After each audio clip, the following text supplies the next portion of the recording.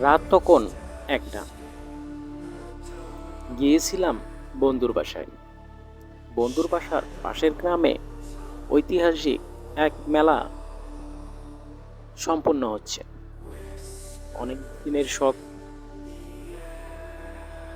মেলা শেষ করার পর বন্ধু বলতেছে, আমার বাসায় তোকে খেয়েই যেতেই হবে। না করতে পারলাম না, খেলাম। তারপর বাড়ির দিকে রওনা দিলাম। আস্তে আস্তে প্রায় রাতের একটা। গা ছমছম ছমছম করতেছে। হাঁটতেছি। তারপর হঠাৎ করে দেখা হলো এক দাদুর। সে আমার পরিচিত। দাদু বলে উঠল, কি রে দাদু ভাই, কোথায় গেছিলি তুই? দাদু, গেছিলাম এক বন্ধুর বাসা।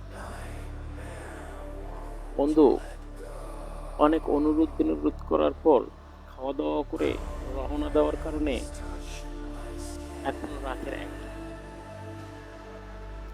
তাই বুঝি তোর এত রাত করা উচিত হয়নি। একা একাই যেতে পারবি তো? হ্যাঁ দাদু, সমস্যা নেই। ওকে তো বললাম, কিন্তু মনের মধ্যে ভয়। হাঁটা শুরু করলাম। কে জানি পেছন দিক দিয়ে হাঁটতে হাঁটতে আসতেছে। মনের মধ্যে সন্দেহ আর ভয়।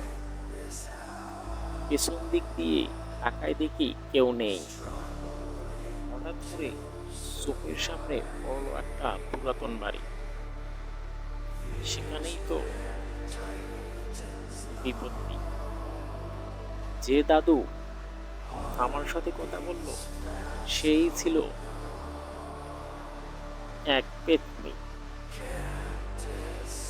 হঠাৎ করে সে চোখের সামনে ভেসে উঠল, বলে উঠল, "আহ, আহ, আহ, তুই এত বড় সাহস কই পাইলি? আহ, আহ, আহ, তোকে তো আমি আর আস্ত রাখবো না। হি, হি, হে।" ভয় পাওয়ার সাথে সাথে পাশু মাটিতে লুটিয়ে পড়ল, অজ্ঞান হয়ে পড়ল। সাথে সাথে পেতনি তার ঘাড় মটকে তাকে মেরে ফেলল।